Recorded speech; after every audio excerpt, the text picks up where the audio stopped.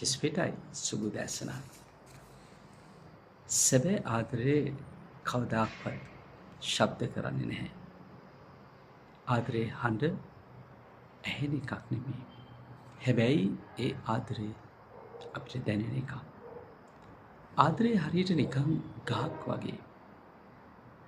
ගහක් නිහඬව නිශ්ශබ්දව පුංචියට හට අරගෙන දවසින් දවස වැඩිලා අපිට හෙවන දීලා මල් හට අරගෙන ඒ වගේ එකේ ඵලදාව අපිට දීලා නිහඬව ඈත සිට බලා සිටිනවා.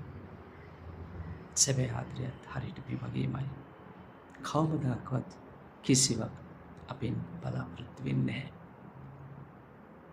ඒ නිසා ඔබත් සැබවින්ම අනිකාට ආදරය කරන්න වන්න ඒත් කිසිවක් බලාපොරොත්තු නොවන්න. චෙස් විඩායි.